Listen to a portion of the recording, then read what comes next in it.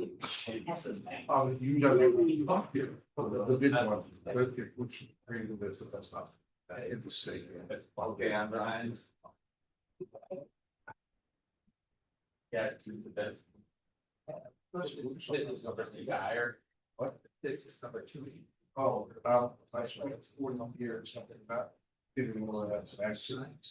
All right, hello everybody. If you've not been here, welcome to Sector 67. We do these monthly show and tell style meetings and have 15 years, and I've always had something entertaining to talk about. So tonight, Scott's sharing some about flying drones as a hobby project for recording and how to do that legally.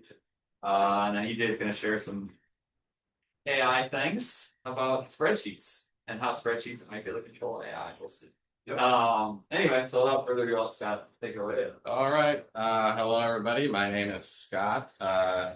You might know me as the stair welding guy or here, but I am also, as it turns out, have a hobby doing drone piloting, and I'm going to talk about that a little bit tonight. It's timely because Sector 67 is one of the 3 organizations that put on the Atwood Fest.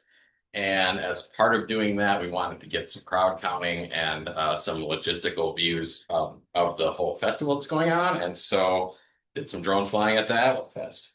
And here you can see an image that I stitched together from some of the overhead video that I took. It's just not optimal. I have barely dabbled in how to effectively stitch together this imagery and get good crowd counting. But you can see, some of the imagery that was captured. And I want to talk today about the whole process of doing this sort of legally and at least as safely as possible. So just some of the things I'm going to talk through. Oh shoot, I have the waiting room on. Can you Oh yeah, I got it. Turn that off? I forgot to. Yeah. So little disclaimer before I get into it is that the drone laws are complicated. They're changing pretty often these days. They're changing a lot. This presentation is my own personal perspective. It's my interpretation of sort of the existing laws and regulations, not advice for you. You have to get informed yourself and make your own decisions about it. Do with that. And people's attitudes range from all the way of, no, whatever, I'm going to just go out and fly. And if I get caught, I'll pay the consequences, to complete legal beagle. And my needle is more toward the rule follower part of that. So, just be aware there's a real risk when you're flying a drone. People can get hurt. And there's real severe consequences. There's potential real severe consequences for violating laws as well. So just be aware of that. So be responsible, be safe, have fun. All right. So this is why I originally got into drone filming. Was my younger son is on an ultimate frisbee team, and his team was doing practices. I thought, well, wouldn't it be great to get some footage of games and practices? And the view of the field, as you can see from here, if you're a coach or you want to look at your own performance of an ultimate frisbee match, you get a really nice view of the field. And so ultimate frisbee is one of those sports where you can be there. I'll talk about flights over people, and I can film the whole event basically off the end of the field. And as long as I'm backing away and I'm at an angle at the field, I'm never over human beings. I'm just flying back and forth out onto the field a little ways and back. And that's in contrast to a lot of sports like soccer and stuff like that. You'd have to really be over the action like this video is. You'd have to be out over the goalkeeper, maybe some other players. And but ultimate frisbee tends to be one of those sports where it's like, oh yeah, there's really all the players move up and back on the field. And you can get a really nice coachable view of this. And I've gotten a lot of appreciation. I filmed a lot of his high school matches. I've filmed some of his college matches now. And the coaches are always very grateful for this field. It allows them to really give the players feedback. They can talk about points, and, ultimate frisbee is all self-officiated, so they can debate self-called penalties and all that stuff as well. So that's why I got into it originally, because the East High team plays out at Demetrol Field, and that's close to the airport. So let me try to get to the next.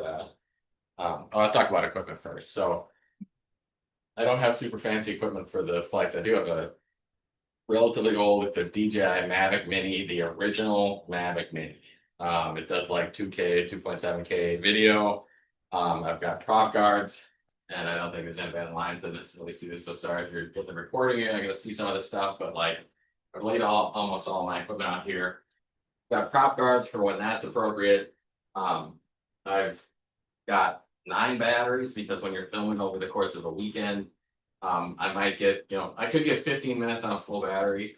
But you don't never want to push it. So I'm constantly switching batteries between points and charging. I've got 3 chargers and 9 batteries, and that gets me pretty close to with breaks in play and timeouts and a little bit of time between the games, pretty close to I could run almost continuously with 9 batteries. Recharging. I take a lawnmower battery, basically would be in a backpack. So I got a 12-volt charging system and a bunch of it, car adapter, basically kind of set up to run not only charging the batteries, but my phone is the controller. There's a controller, separate controller, as well as the radio part of the controlling that needs to be charged as well. So I'm almost constantly, most of the actual like work and stress of filming an event for me is the battery management piece, because the controller runs out of the batteries, my phone does, or these things, the actual drone batteries run low, we're out of business. So, so there's definitely battery equipment is a huge part of both the investment, because normally with a drone you might get 1 battery or might get 3 if you get like a upgraded kit. And then I've just gone on eBay and bought additional batteries as they came up kind of cheaply available. See that little helipad I've got there, I put cones out as well that kind of sticks into the ground. Not only is that nice if you're on grass, it gives you a softer surface to land because the props on that drone are pretty low to the ground in the back. But it also just kind of gives people a cue that like, hey, there's something going on here. If you'd ever have to return home if you lost, radio control or whatever, there's an auto return to home. GPS, it'll land roughly back into that location where it took off. So my drone doesn't have remote ID built into it. That's now a legal requirement. So I have a add-on remote ID module. That's this thing. So I've registered the ID of this on the FAA side with my drone, and I've also got doesn't come with night lights, and there's requirement for night flashing 3-mile flashing lights as well. So I've got one of those.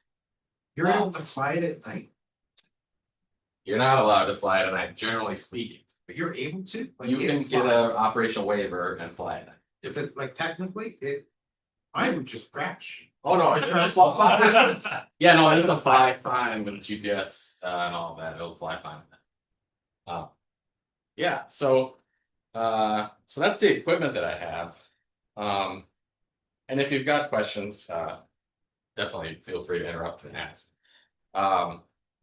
So there's different kinds of flying with the FAA regulations. There's recreational flying, which is kind of much more open, but you can't use the footage for anything kind of real. They even have said, oh, if you put footage up on YouTube, like even if it's not monetized, that's commercial because it could like YouTube's monetized. So I studied for and got my Part 107 commercial UAS license. That's unmanned aircraft systems. It's required for commercial purposes. That gives me a lot more flexibility sort of in the venues and how I can film. So I can film and share my stuff very freely. That's kind of nice. I never have actually been paid for any of the filming that I do. I'm not hireable as a film. Sounds like you're getting set up for. But no, it's still totally a hobby. It's something I do for fun, but getting that 107 Part 107 license enables a lot more flexibility. So it's a pretty serious investment relative to sort of like you could take a trust cert online and that's like a no-brainer. Study a half an hour, just work your way through the quiz. The Part 107, I studied about 20 hours for it. I did take ground school when I was a kid. I never did have my pilot's license, so my dad had his private pilot's license, so I had some exposure to aircraft terminology, airport terminology, and stuff like that. But I studied 20 hours, and I've got good YouTube recommendations if something you're interested in, of good channels that'll give you advice. And I passed with a 97%, like 70 or 75. So it's very passable. with an investment in time, but it is an investment in time. You got to go out to the airport. It's a proctored exam. You're on camera. You know, you can only have certain things with you. All of that. And when you do that, you apply. You get a wallet-sized little commercial drone pilot's license that you got to have with you. And then every 2 years, you have to take a refresher on the FAA regulation. It's still, it's basically, it's the exact same thing as a private pilot's ground school. Isn't it? It's less rigorous than that. Oh, really? Okay. Yeah, it's not as rigorous as a private pilot's ground school exam. But if you got kids that want to do it, EAA offers free private pilot ground school lessons. Yeah, cool. You, when you're 18, you don't have to pay for it. If you did have ground school, it definitely is a help because it's just a whole bunch of airport terminology, airspace classes, and all that kind of stuff. Yeah. Like that definitely helps. So the question right here. What's the trust cert? The trust cert is a very low. It's an entry level kind of like, if you're a recreational flyer and you want to be diligent, you can take the trust cert and have that. I don't think it necessarily gives you any more like capability of what you can do, but it was, piece of paper. yeah, it's a piece of paper that says it's basically gives you awareness of like, oh, there's some regulations here that you need to be aware of and follow. You're probably breaking the law. I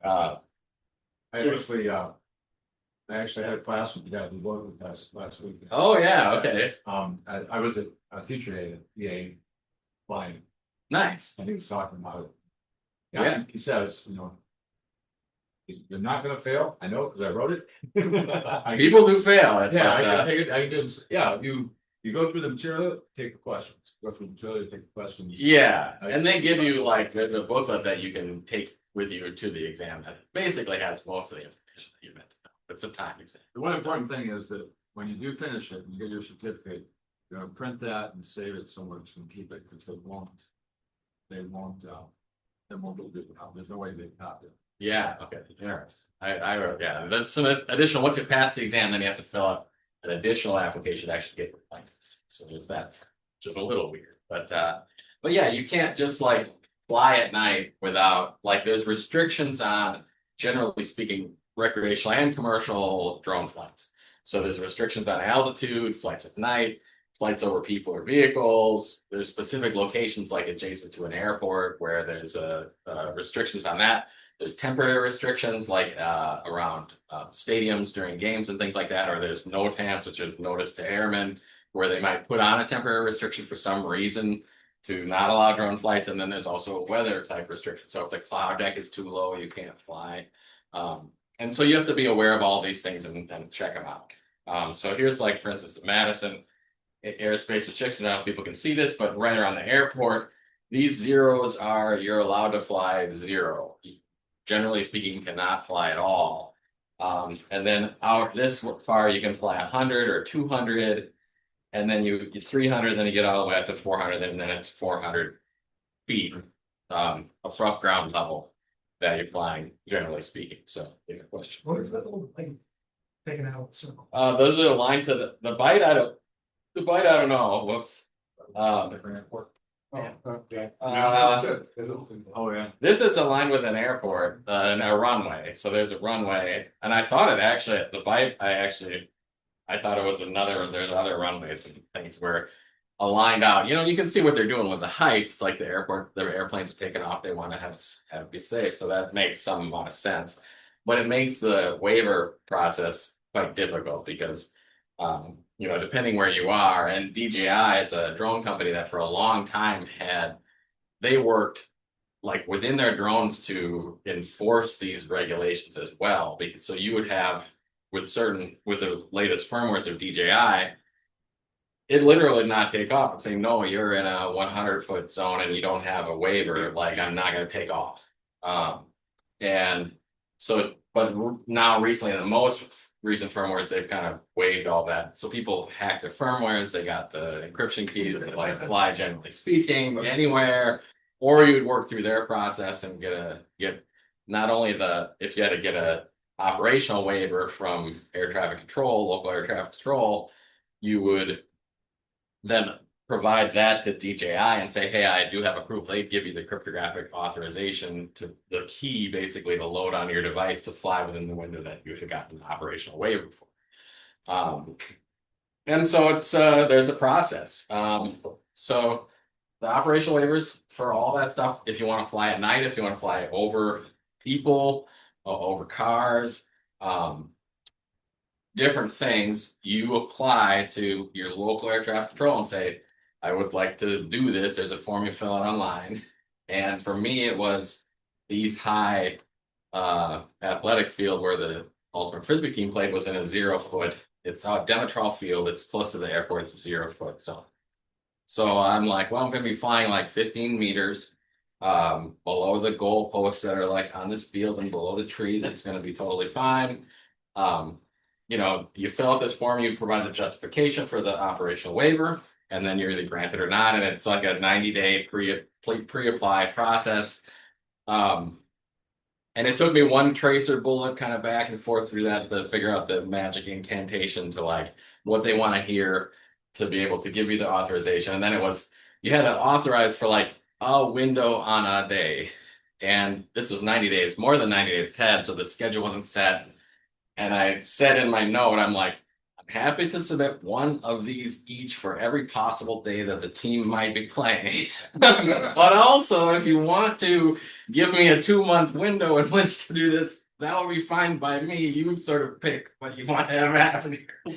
And they very graciously, on one submission of the form, provided me like a 2-month waiver 2 years in a row. So they're reasonable, you know, they're reasonable human beings behind this where you don't have to, you know, I didn't have to like write code to submit a form like for getting the waiver, which was good for everybody, I thought.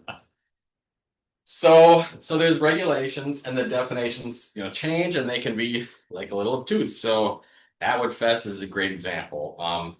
You know, sustained flight over people. There's only like 2 drones, full stop, no DJI drones that are like on the approved list to do type 3 flights, I think is what they call them, which is like stopping and hovering over people that aren't aware or aren't part of the organized event.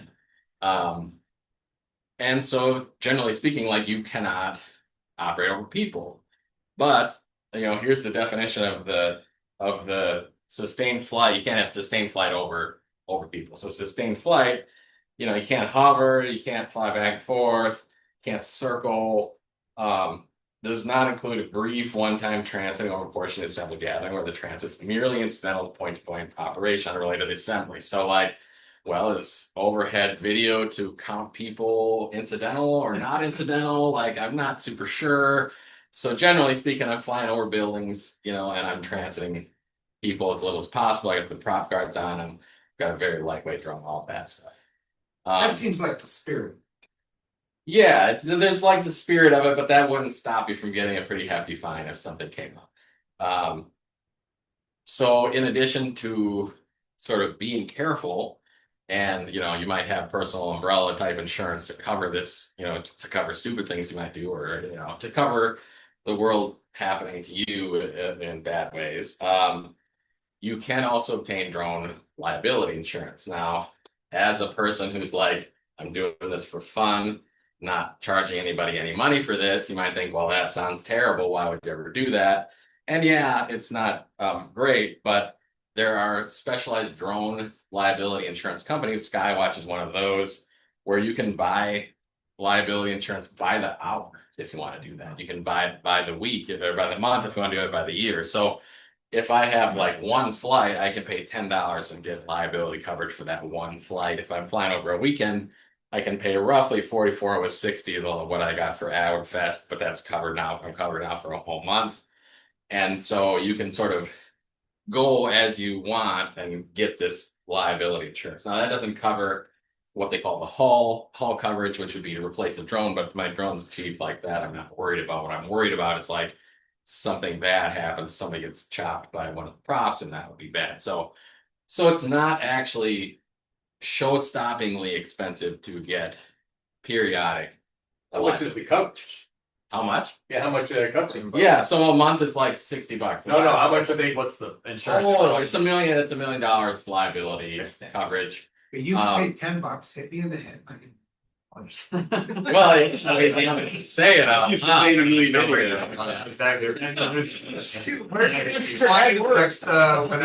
Yeah. I had to actually up it to $5 million for a flight at UW Eau Claire, which I'll get into a little bit. That certain municipalities and organizations have additional restrictions on. UW Madison is one of those. I did some flights at Eau Claire for an frisbee tournament up there. They needed to be co-named, which Skywatch did that no problem. They had a specific language needed on the insurance as a named insured, and they also needed a higher amount. And the scaling from the 1 to 5 wasn't that much, actually. So I think we might have to be on something here. If you're willing to take a drone, and maybe we can do something. We can just talk out. Yeah. So the remote ID is a thing. It comes built into most drones. Pretty much any drone you buy today has got a remote ID broadcast, which is a unique identifier, broadcasting the identifier and the location, things like location, speed of the drone. So that the idea is law enforcement, if they see a drone, they've got a remote ID decoding capability. They could trace that back to whoever is flying. Now, in reality, if you had a bad intent, you would probably not care about remote ID. My drone is too old to have remote ID, so I got that additional add-on box for remote ID, and I had to register the ID within that. On the FAA side, where commercial pilots have to register their drone IDs as well, and you'll see on the side of my drone is like a number. You have to have a number on the side of your drone. That has to be registered with the FAA, and it corresponds to the remote ID as well. So in theory, if when I'm flying out with Fest, if there's law enforcement, they're like, what's that drone? They've got a device that can decode the remote ID, and my information ostensibly would pop up on there via the FAA site. So I haven't done, remote ID is not encrypted or anything like that. You can actually just read, I think it's like a Wi-Fi signal, generally speaking. So I have been wanting to get an app or do something to do the remote ID decoding just to test and see, because be interesting to see what that looks like. But that's a thing, remote ID now, as of March 2024 required. So there's paperwork. Nothing's really mandatory per flight, but you have to perform a pre-flight. You have to do risk management as a part of being a responsible drone pilot. So I have a pre-flight checklist I go through that I do online, and I will print this. I'll fill this out or print out ahead of time with my flight, and it's got my pilot number and everything, and then I go to the aviation weather before I go out to do the flight. I put down cloud cover, temperature, wind, direction, speed, gust, all of that. I'm looking at the notice to airmen, make sure there's nothing like popped up new in the area that I'm going. And then I go through when I'm on the site, and I go through and I check my pre-flight list. And so it's, my distance, my batteries charged, is the SD card in the drone, like all that stuff. And this is a template I got from somebody online that shared it. So I do this kind of paperwork. I keep my certificate of insurance with me. I keep also electronic maintenance log, because one of the when I had applied to UW-Madison, flight restrictions are very stringent, and they want you to also, in addition to drone liability, they want you to have general commercial insurance coverage, which for a hobbyist who doesn't have an actual business doing this stuff, it's very difficult to get general commercial liability. But the form to fill that out included provide your drone maintenance log. So I keep an electronic log of drone maintenance, just check the propellers, change it. If I change the propellers, anything like that, I'm maintaining a log of that. So if it's something you're into, recommend to do that. In the event that you then do need to do one of these things where general liability insurance is required, you've got a log. And so UW Madison also has requirements on additional coordination. You have to let the campus police know that you're flying. You have to coordinate if you're within 2 miles of the heliport out at UW Hospital. So I wanted to fly at U Bay, and I still have not been able to fly at the University Bay fields because I haven't been able to work out with the UW folks the liability, the commercial liability, but that's where the state tournament, ultimately state tournament is.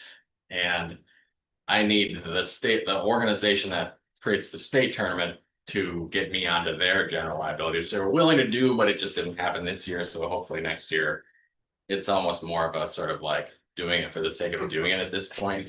Because I called, like, I've done every other thing. I called the Helport people. They're like, "Oh, that's awesome. Yeah, like you're gonna be so low. No worries, we're good. Like, just yeah, if you see a flight coming in, we'll give us your number when you're out there. We'll like give you a call and let you know flight's coming and like all that stuff was totally fine. Um, but the general commercial liability still needs to be worked with. So that's a question of like, well, how does UW put additional constraints upon drone flights? Like FAA owns basically all the air from the ground in space. And in theory, like that cannot be further regulated. It's like you can't put a tower of air above your house that says no commercial flights. That'd be a nightmare. So that's why the FAA owns it. And that's why we get these sort of uncomfortable and maybe not good things of the like, well, there's a drone 100 feet over my house. Like, is that legal or not? It's like, yeah, that's probably legal because FAA regulates that airspace. If it's not within one of these other restricted zones, like that's why that sort of thing is allowed. So most restrictions that you'll see, like you might have seen these no drone zone signs up by the Capitol during Farmers Market weekend or something like that. It's not on the flight of the drone. They can't control you once you're in the air. They say no takeoff and landing, which is what they can control is like what happens on the property that they actually control. Now UW does take that further and they say no flights. But there's a court case working through Michigan courts where the University of Michigan had a very similar restriction, said no flights. And there's a drone hobbyist organization in Michigan that says, well, no, you're not actually allowed to regulate that because that's FAA's call. Who can fly and who can't fly. And so that's going through the courts right now. It's going to be interesting to see like what happens with that. And that might result in changes to like Madison. Do these restrictions, I don't know if anyone would know this, like in state parks or national parks, are those restricted in the FAA site or are those can? Yeah, good question. Like, because there is no flying in national parks, full stop, as far as I've ever known, and I presume that's like FAA supported or something like that. But I don't know what, like, that's a federal government installation, so they would probably they're probably in the right in that case. But like in Michigan, there were some cities that had passed no flying, and this same organization's challenging the University of Michigan law, challenged and won against those cities that said you can't fly. And they said, no, a city can't regulate airspace, only FAA. So that's a kind of an interesting part of what's happening in the hobby right now, is that there's these regulations and challenges and things like that. So it'd be interesting to see how that plays out. And I'm talking about all this stuff, but like, isn't this about like going out and having fun and flying drones? Yeah, that was like the initial like fun idea of it is, we have a drone, let's go film some ultimate frisbee games. Wouldn't that be cool? It turns out for what I do, the flying is like the least of it. Number one, the drone basically flies itself. It's got GPS, auto stabilization. Like the skill to fly and film is basically zero. If you can run a mouse, you can fly the drone and film as you need to. It's super simple. So if you want to get into it because you want to get like more stick time on the drone, there's definitely better ways of accomplishing that. But if you want to do it to like I do it to support my son's ultimate frisbee teams and like support our organization with respect to the crowd counting, getting some cool footage of Atwood Fest and stuff like that. Like that does happen, but be aware that's like the 10% of it is like, hey, I'm flying a drone, isn't this awesome? And it's like oh yeah, okay, do I have all my paperwork and my battery's good? All of that. And then beyond the flying part, if you're into it for the video recording part, is the video editing part, which is like, for me, that's like the unfun obligatory part is like, well, I got footage and now I need to like edit it into something and share it. So, I do that, not great or whatever. It's not like ultra sophisticated video editing, but I'll edit the points of the ultimate frisbee games into a, put chapters in YouTube, upload to YouTube as unlisted video or something like that. And so that also does take time if you're thinking about doing this for yourself. I got some extra space on Google Drive, so I'll store stuff there. And then YouTube is actually quite good to just enable you to like store and share video files like this if you have the permissions. So long-winded drone videoing presentation there, but any questions? Yeah, Is my hand in the airspace right now? it is. Oh, actually, not inside of a building. I was out. Can I hold my drone above my head and then launch it on someplace that? Well, see, that's the question. Is like, they have ones you can throw them up in the air and fly from there? Like, is that a launch or is that a toss? So they've got these visionary neos that you can just launch out of your palm. Yeah, so that makes the whole no launching or landing or whatever. It's a little weird, but that's what they can restrict. So that's what you see in the signage and all that stuff. So your next car, you're gonna get a sunroof so you can launch it. Yeah, exactly. As you drive by. How do you get meltdown? So there's a website that gives you NOTAMs. You search by like KMSN airport or something like that, and they'll issue NOTAM for. So surely you've done this, I'm guessing. Had him throw a frisbee at the drone. Oh, the kids. So you have footage of that. Yeah. Yeah. No, there's plenty of the kids when the very first practice I went to film just to make sure it would like work out or whatever. Yeah, the kids are like playing the frisbee, trying to bring the drone down. But I haven't really. I'm usually at 15 meters, and that is 15 to 18 meters. It's pretty hard to get a frisbee up that high in any kind of. So I have never had any risk. I never had any problem with birds. People have problems with birds sometimes. I never had that. Never had really any issue.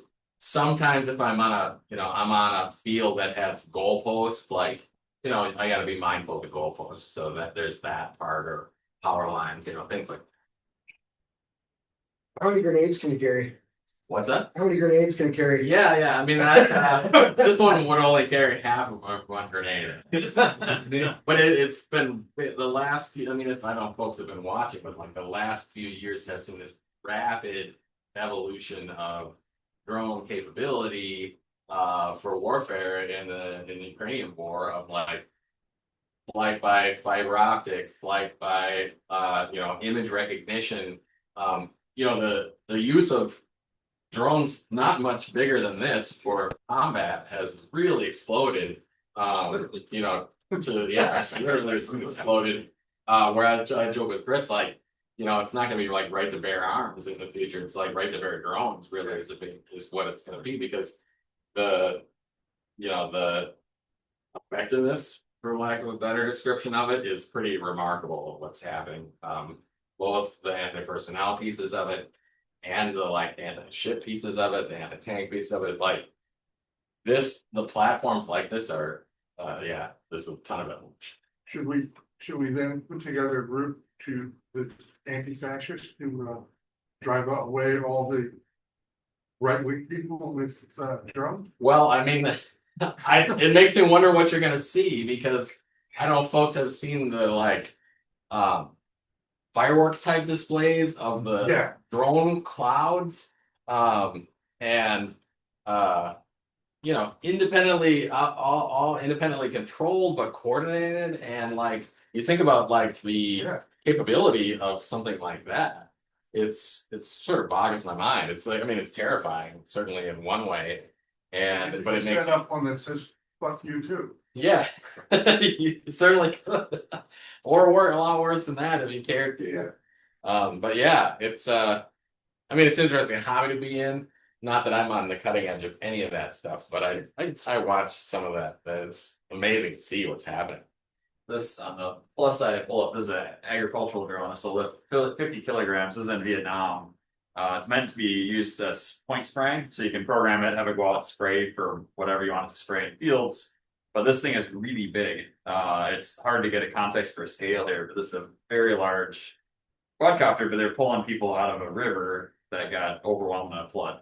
Yeah. And so it'd be the same thing of how would you get somebody on site to do this? And it's a really large machine. And that price point is like accessible to someone doing agricultural spraying. Yeah. Which is amazing. Yeah, a lot cheaper than. Cheaper than hiring on problem. Yeah. We have emergency rescue. Yeah. Yeah. All right. Any other questions? Felt terrible for you too. This was this may have been before there was any, you know, real Oh, knowledge don't- about Don't record that. on Mike. anything. But Okay, sure.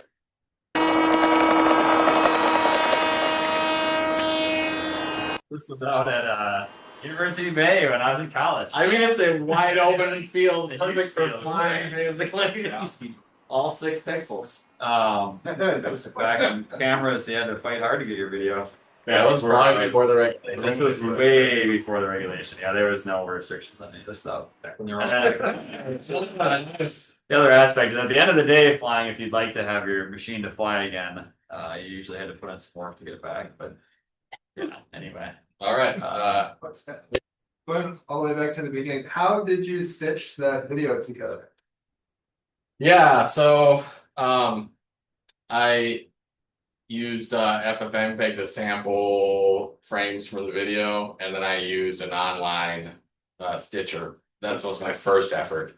So you gave it like a I gave it file 150 of images okay. basically, and then it's doing auto stitching from there. And I think it could be a lot better, to be honest with you. That was just to get something that was shareable, that we could maybe do crowdfunding with. But you know, it's literally 90 degrees down video moving over a crowd. So the indexing frame to frame should be pretty straightforward. It's relatively high resolution. I just don't know, you know, I haven't done enough of the image stitching stuff. I'm sure there's very good solutions for it. I just haven't dug in enough to find what they are. All right, we got DJ up next, so thanks, guys.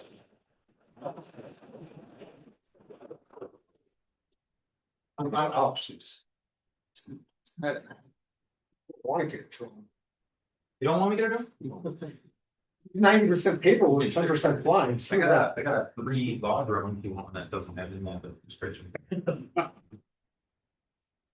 Model rockets are still being paid. Yeah, actually, ironically, rockets are finally unregulated. You still shoot bottle rockets at them, right? You can't pop rockets from your drone. That's insane.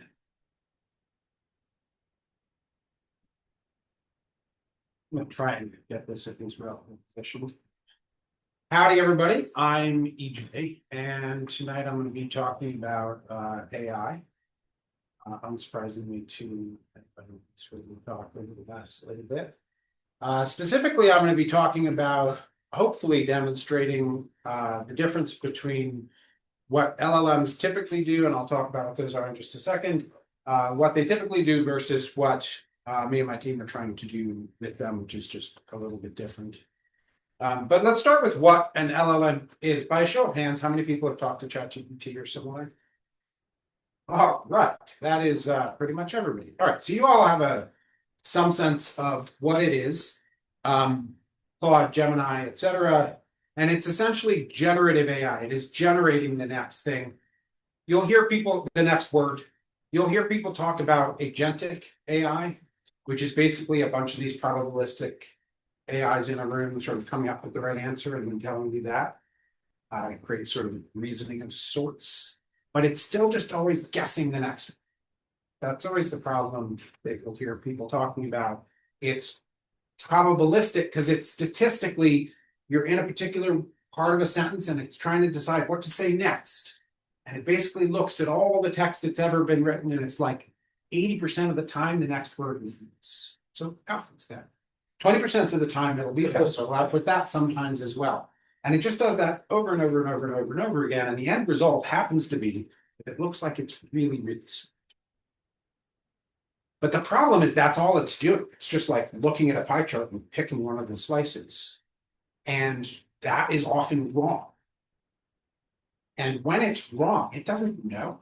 It has just picked a word, said it, and then picked another word and said it. It's not like thinking about it like we think about when we're speaking. It's a totally different process, which means that they can hallucinate is what they call it. That's a terrible name for it because it really has nothing to do with what's actually going on. But basically, another name that people will use for it is that it's lying. The problem with saying that it's lying is that lying, at least to me, implies that you know what is true and then you say something different. The whole problem, it has literally no idea. So lying isn't the right word either. And hallucinating implies that it like has some other experience going on. Again, that's not what's happening. It's just like picking the next random word like it does. And it just ends up saying things that are completely wrong sometimes. So it doesn't know it. And also, somewhat problematically, the other LLMs that might be able to check it have all the same flaws. So they are like, oh, it looks good to me. They also don't have that training data. They don't know that it's wrong. And so they look at it and it like, that's the word I looked at. There's no grounding. There's no ground truth for it to decide this is right or this is wrong. Yeah. What if different teams were to build separate AIs and therefore the training would be different and therefore they could check each other? So that's a good idea. And these like agentic AIs do some of that insofar as they will have an AI that is specifically trained, for example, to see if it is a mathematical question or a physics question or a general knowledge question. And then if it's a physics question, it can direct that to Wolfram Alpha, for example. It's a website that can do that and get back an answer from them. And that's what it sends forward. And it can be much more deterministic, the other side of what we're talking about, which is it can explain why it has that answer. It can like give you the full proof of here's the answer, and here's why in every single step. And an LLM can't do that. Because if it were to tell you why it said something, the answer would be, well, that was the next word. Like literally, why did you say this? The answer is that was the next word. So after it finishes, interestingly, it can look back at what it has written and see that it's wrong. So like if it happened to hallucinate, you can be like, but wait, that doesn't make sense. And it'll look at it and be like, oh shit, you're right. That doesn't make any sense. And then it's usually like, oh my gosh, I'm so sorry. Let me try again.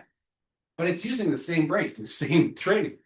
So like sometimes it'll be able to sort of talk itself out of that place that it is, but often it also can't. And will just, again, it doesn't know what it's doing wrong, other than every time you ask it, it can look back and be like, oh yeah, I made a mistake again. Let me try again. Can you set up a part of the program that says, okay, if the person that's asking the question says you are wrong, we offer a second possible response. That's a good idea as well. And in fact, when they talk about training, it's called human reinforcement feedback learning. Where that's literally what it does. They train it and it says stuff and humans look at it and go, no, no. And then they look at other ones and they're like, yeah. And it does more of those. It gets better at doing that. It tries to do what you're asking. The same dumb way it was doing before, but yes, you have. So that's how they train as a mitigating factor. Mm-hmm. That's how they train. But the issue is that people can't keep up.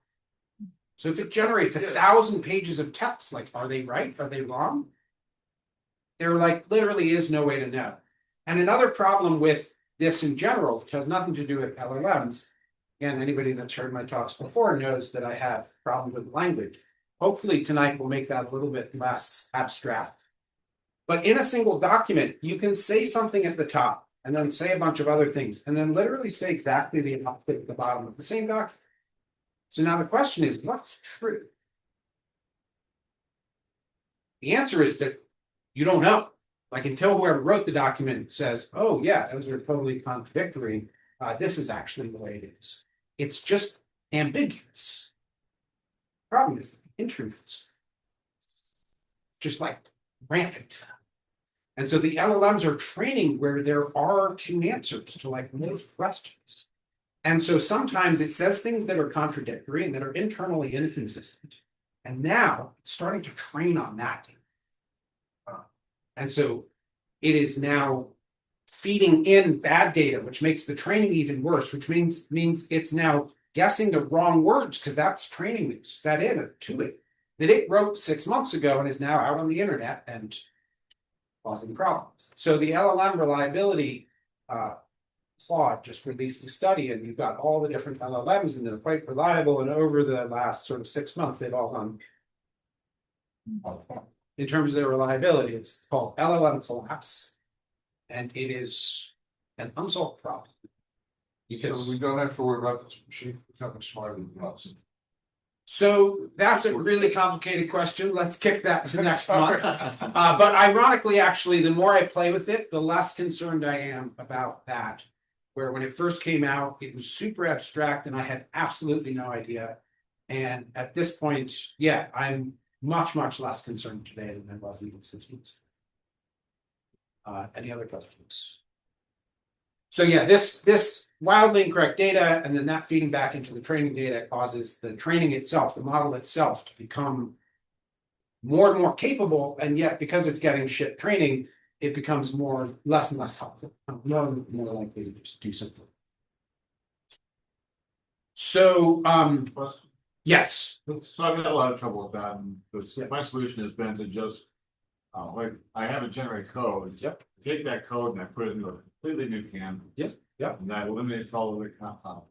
I will suggest one thing right out of the gate: stop using Canvas. Oh, The moment it brings up Canvas, I delete everything you wrote. I type stop fucking using Canvas. I put a couple exclamation points, and anytime it does, I do the same thing. If an LLM has, like, if you're grading it on a 1 to 10 and it gets an 8, anything it writes in Canvas seems to be like a 4 or a 5. Where if it just does it in line within the conversation, this is a total aside randomness, but Canvas is, in my experience, it'll probably get better, and it's a good idea conceptually, but their implementation at this point is. I tried that. That kid, he told me he wouldn't do it.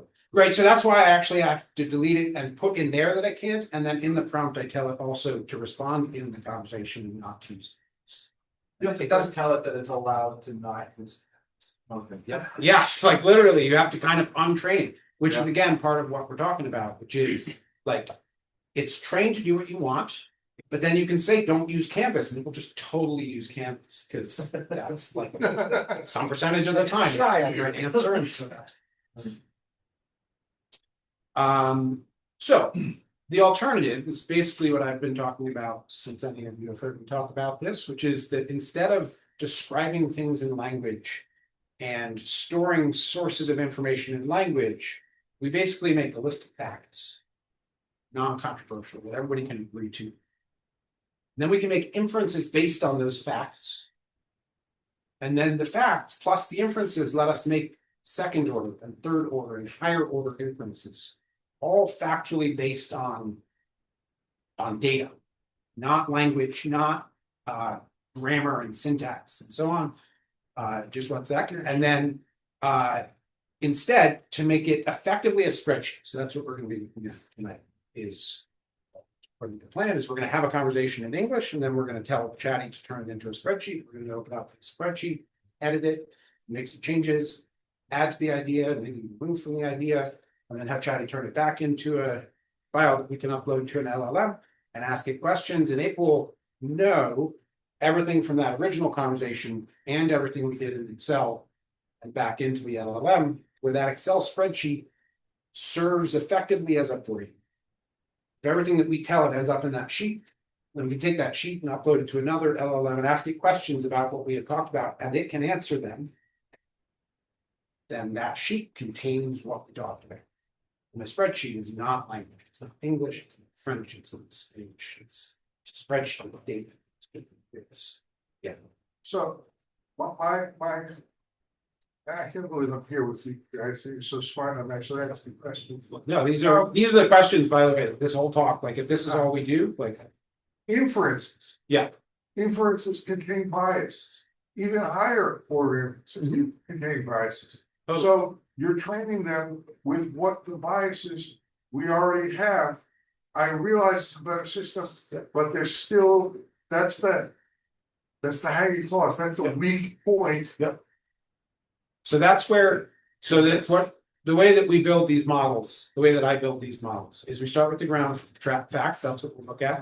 And then the inference would be something like, for example, I say, I think the earth is round, and you say, I think it's flat. Okay. All right, we don't agree. Can we at least agree there is an earth? Okay, once we can agree there is an earth, now we have something that is either a globe or it is flat. These are sort of two hypotheses. Okay. But there's some other facts that we can agree to. Like in most situations, if you look at the horizon, we can agree it looks flat. Most of the time, it doesn't sort of curve like you might expect it to. And similarly, we can agree that if I drop something, it's going to fall to the ground. So those are, again, these are all just facts. Even flat earthers agree that if you drop something, it's going to fall.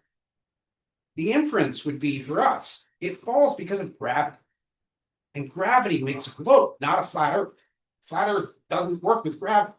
So that inference that it falls because of gravity are factual in their are actual factual. it's an inference that I make, and then the flat earther has to agree that it falls. And when you ask why, they can't make the inference that we make that makes everything else work. They have to come up with some other. Yeah, exactly. We're moving through space really fast, always faster and faster. That's why it's at any rate.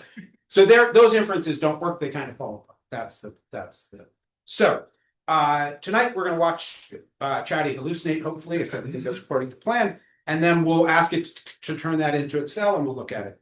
Okay. So to start, this is going to be sort of So is it true though that it's still its relationship to the spreadsheet is still, what's the next word? That's part of my chat screen. We're gonna see. That's what we're gonna see. They do this now. yeah, so that's what we're gonna see. So I need a name and a job type. Jim and a skydiver. What was that? Jim and he's a skydiver. Jim the skydiver. Oh yeah. So Somebody in the room might feel targeted. That's okay though. that's a all right. So I'm gonna go to Chatty and I'm gonna say Jim is a skydiver. So tell me about let me make this. Tell me about his chat. Is this Chat GPT or do you say Chatty? Is that?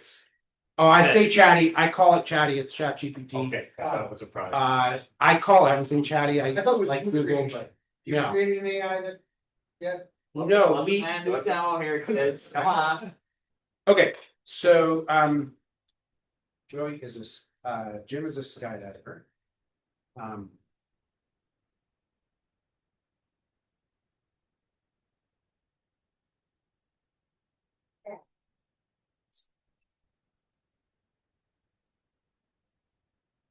So it's now going to tell me about Jim. The only thing that I have told the LLM is that Jim is a skydiver.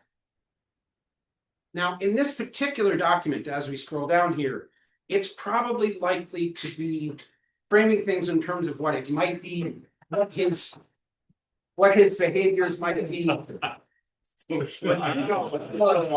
need a copy of this. How do you want to get on Facebook, Jim? 300 jumps a year. That's dead on me. That I didn't ask it to hallucinate, but I left the door open for it to just write a whole bunch of shit that I had not pulled. So it doesn't know any of these things. And given my question at the top that was ambiguous, it doesn't, with the full context, it will know that I didn't tell it that Jim has a Facebook page. Was that something it said? No. Oh. Eric is. Oh, how many drops he did, how many jumps stuff. Anyway, any of those facts that it might have put in that big document, it just came up with them all off the top of its head. Just like, well, if there was a guy who was named Jim, was a skydiver, here's what this might be. And so this particular document is okay. But if we take this conversation, I take this conversation and I copy it and we start a new. No. We start a new window and I'm just going to paste in what it wrote, but I'm going to delete the intro that it wrote, and I'm going to delete the conclusion, which often has some of that context, so that we're just left with what's left. And I'm going to say, what can you tell me about Jim? And now it's going to start generating more content about Jim. All of which based on that previous text where it has lost the context that I was asking the hypothetical thing. And the only thing it actually knows is Jim is a sky. This is what hallucination is. Having a conversation, the conversation continues, and later it doesn't have the context from that original conversation, and it's just making shit up. So it's relatively easy to get it to do this. Exactly what my kids did, sweat. That's not how I used to hallucinate, man. So let's look at the alternative. We've seen hallucination. We've talked about sort of what the problems with that are and so on. I'm going to upload a document here.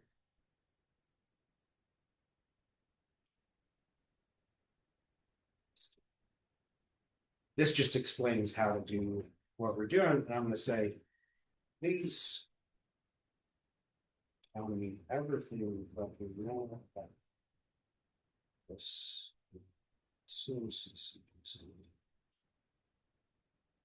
Make it slightly bigger. Yep. Calculated. So what it's doing right now is taking the ideas and it's creating a spreadsheet. And so one of the things that it talked about apparently is daily routines, different activities that somebody who does the skydiving, who has a skydiving job might do. And then if we look down, it has jump flow. And it has information about the different steps in the process. And this is all stuff it wrote about. Here it's been formalized. So for example, if we look at this, manifesting, gearing up, plane ride, exit, free fall, canopy flight, debrief. I feel like it's missing landing. Right? That's the kind of thing. What was that? It's not legal to land, that's the. Exactly. We have to get a certificate for insurance. And insurance, yeah. All Scott, So- paperwork to do.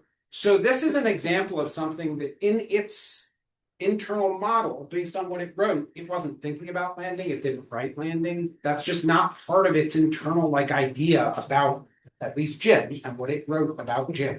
In this case, we can just look at, see that these are the steps that are going to happen and see that we're missing. So once this is all done here, which it looks like it is, I'm going to copy this. And if this is where last week it went off the rails, I'll free. This doesn't go live with beta until end of the week, so this is like pre-beta. If it does go off the rails, I have a backup. Okay, so I'm going to create a new project. I'm going to paste in what we just wrote. I'm going to say this is going to be called Jim Skydiver. Is that JavaScript? No. That was JSON. So it's data. It's just structured data that has name value pairs, like customer, first name, Bob, last name, Jones. So yeah. And I missed your prompt. How did you tell Chatty to create the JSON? So It was a document uploaded. so that's again a whole other talk. Okay. But or I can answer it afterwards. But the short answer is I have a conjecture. And it basically posits that any idea, anything you could talk about with a person, with an AI, with anything that can be a conversation, can be turned into a spreadsheet. And so I uploaded a document that explained how to do that, but I said, please do that. And that's what it did. And so now we have this Jim Skydiver, and we should be able to get a little bit of an insight into what it's doing. It used the wrong file. Give me just 1 second. Maybe that's dope. PG-13. You take some time here. This should be in here. Place. And now. What Chris, what version was some chat? Well, this is CJ's own software here running that we're looking at. Yeah, so this is my website looking through, that totally didn't work. Okay, let me do this just a little bit. EJ, I'm assuming you've done this often enough that you know or have a feel for how lossy that process is. Give me just 1 sec. Yeah, one question at a time. It knows everything about Jim. Jim, how many skydives you got under your belt? That was one question.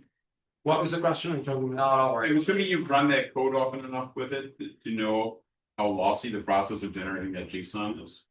Does it I'm gonna- lose things? Remember that question when we're done, if there's time, ask me again, because that's kind of the whole point of the thing. One of the things that was in the slideshow that I didn't specifically draw attention to is that in that process of having it hallucinate and then telling it it's wrong, and then it tries to clean it up. In that whole conversation, you get all the wrong stuff is in there mixed in with all the right stuff. And so it tends to collapse. Over time, it gets more and more like corrupted, and it ends up like basically becoming totally useless.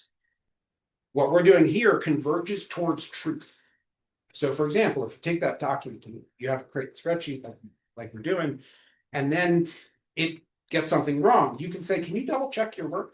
And it can recheck the document, reading it, and check the spreadsheet and be like, oh, you're right. But now when it sees something that's misaligned, it can correct the spreadsheet and then be done.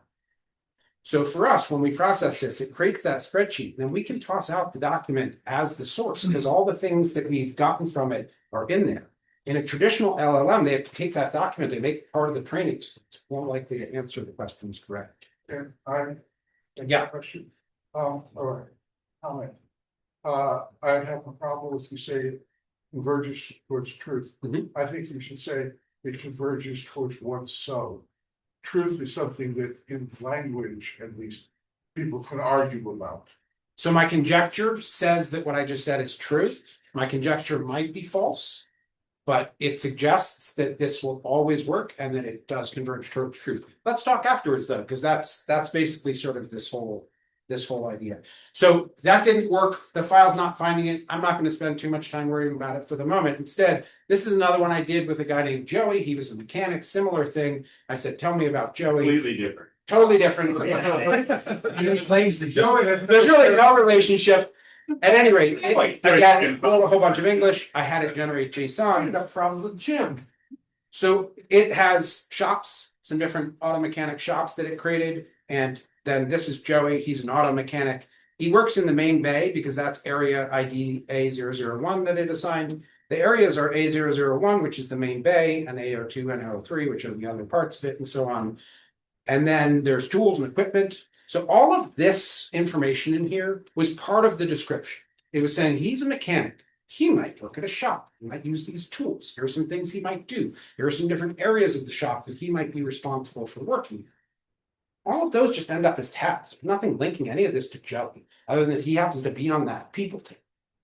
So it much more accurately represents what it actually knows, which is this people, what it knows about Joey, and the different pieces of this puzzle. So what I can do now, and this is then the last piece, we'll do this and we'll pull it back out. So it's in that JSON format. I'm going to push it. I just pushed it from JSON, which is what it is here. That's what we've been looking at, into Excel. And then I'm going to open this information about Joey in Excel. And so here we have the different stores, the different shops. Let me zoom in. We have the different shops that were in there. Originally, there was only one. I added a second one and then pulled it back out. But then we've got people. And so here we've got Joey. He's an auto mechanic. That's the one thing I told it. And it has him working in area 01, which is the main bay. But if I change this to, let's say, area 03. Area 03. It's sort Then of this is what happens. That's the parts room. I can zoom in again. So the area ID A03 is the parts room. But that's only because over here in the work areas, A03 is the parts room. The fact is that its ID is A003, and it is the parts room. But if I change this to parts area instead, that's now what that room is called. That's the area, that's the name. That's the only place I should ever have to set those words. And that's part of why you may have heard me once or twice mention single source of truth. This is an example of it. That's the only place we have to change it. And now when we go back to people, now he's working in the parts area, not the parts room.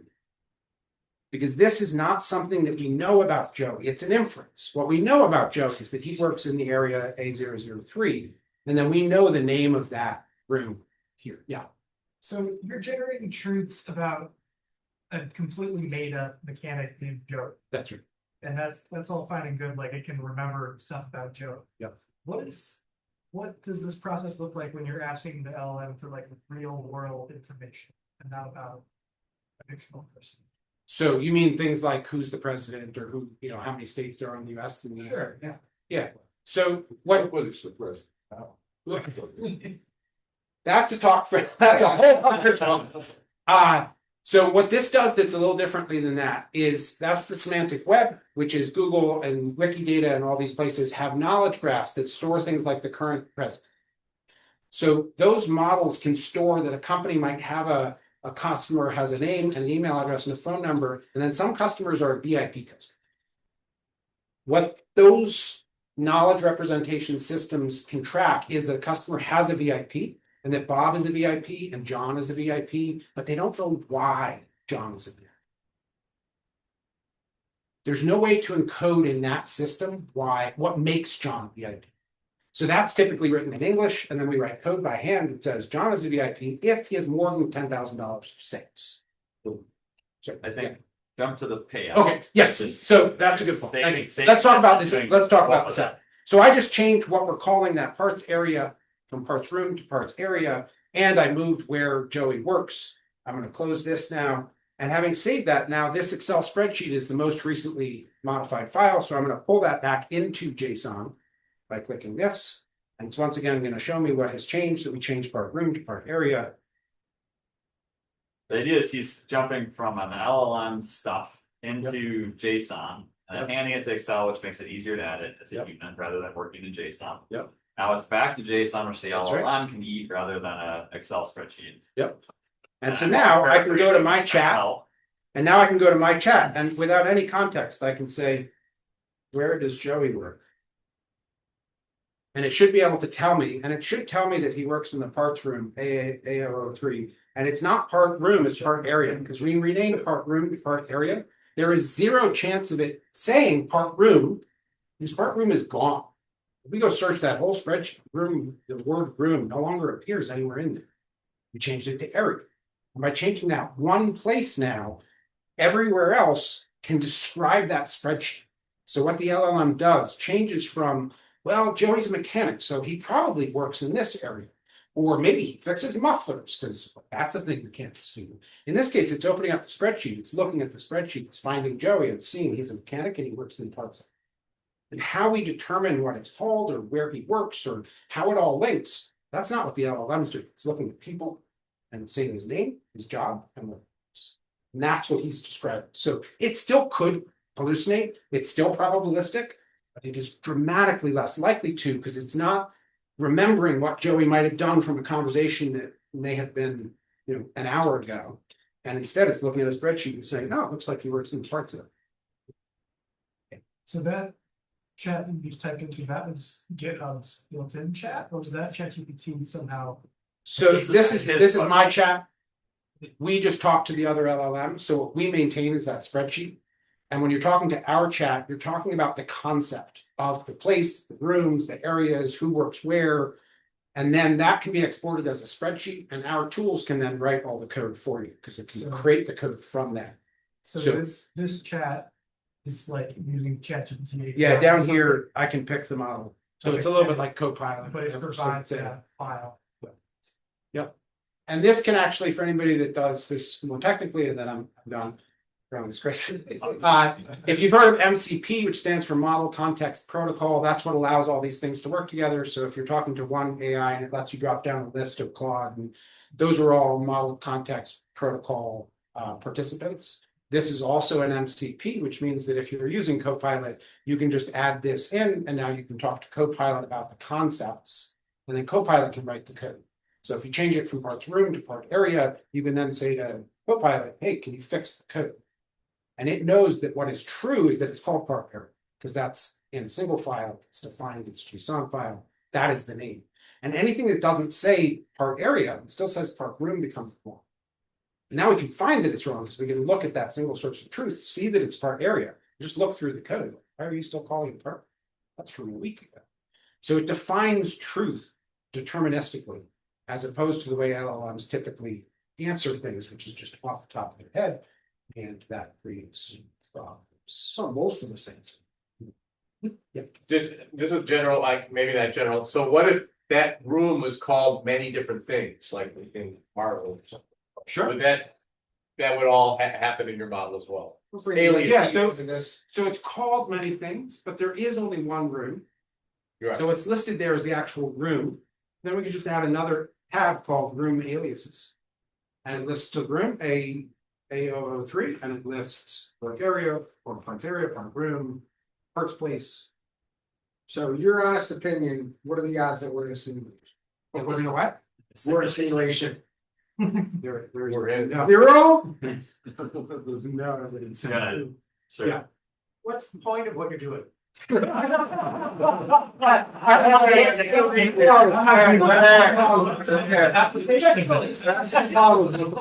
Yes, so the point is that this is a readme that explains about Joey and his job. Give me a chance. So EJ is a software developer. He has for 15 years since I've known him been trying to develop what we now well understand as an LLM or an AI assistant. But EJ has been trying to write code that writes itself for a decade. And so now with this burgeoning opportunity playing around with LLMs and AIs, he's now able to do a lot of things that he's tried to do for forever. And so EJ is super into this stuff. You should definitely challenge him on things. You should ask him hard questions and ask him all sorts of things. And he will also talk to you for hours and hours and hours. But the point is that he's trying to make it so that these tool sets are more usable in a definitive way. So the issue is if we talk to the LLM and we said Jim's a skydiver and Jim does a bunch of jumps or whatever, and we try to get the LLM back in the routine of like, hey, I love this, but can you just change this little tiny aspect of it? It like messes up more times than it. We've tried to change Jim for adjusts a things. while. It doesn't So work. what EJ is trying to do is this is his UI for his software for his company that he runs that does software development. He's trying to make it so that he can make small edits that are then cascaded through without making mistakes. Because it's very difficult to work with an LLM doing development because it'll like go off in an area or direction you don't want it to. So he's trying to kind of bracket it, but also do so in a useful, meaningful way, which is complicated. So we're gonna put an end to fake news. Yep. Thank you. Yes. So ChatGPT, or at least the more recent versions of it, have memory that can update over time. Yeah. Do you have any idea of how that functionality works? If it's anything similar to this? No, because that's language. So one way to phrase this, I would call it one name for it would be a no language model. Because though that memory is still in English, it's still called out of conversations that you have. It's still very limited in terms of the length of it. And so the longer that memory gets, the more it like learns, the less context window there is in the LLM to answer your question. And then also within a single conversation, the longer it goes, it just the stuff that's up here gets fuzzier and fuzzier and then eventually just disappears completely. And the memory helps. It makes it so much better. I mean, it used to be some sort of garbage, and now it's much better, but the underlying problem still exists. And what's different about this is that it takes that memory and take the whole conversation with that. It can build that spreadsheet, but from that point forward, it doesn't need to remember the whole conversation or what order you talk about things in. When you ask it a question, it's just querying that spreadsheet. And the spreadsheet has all of the data. Like if you're looking at customers, you want to be able to look at the customer tab and know their name and their email, total sales recently, or the anything you might want to know about customers should just be in that one set. You can just load it. Let's talk right after. Yeah, so see, we'll take one more question for EJ and then you guys can bug him after. Sorry. All right. This is more comment question. Couldn't what you've done here be used to analyze ancient languages? And with where we know 20% of the meaning and we see the symbols and build a spreadsheet format. Let's talk right after. I love to talk. That's all I got. All right, yeah. Thank you so much. Thank you. Let's We're gonna do a chapter 2 next meeting, right? What was that? Chapter 2 is the next meeting. question for presentation. Did anyone else have anything that they were coming here to? All right, cool. So thank you guys for coming. So what we'll do is we'll do intros and then, like I said, EJ will be around. You can put EJ on all things LLM, AI, crazy things. But let me turn off the recording real quick and then so we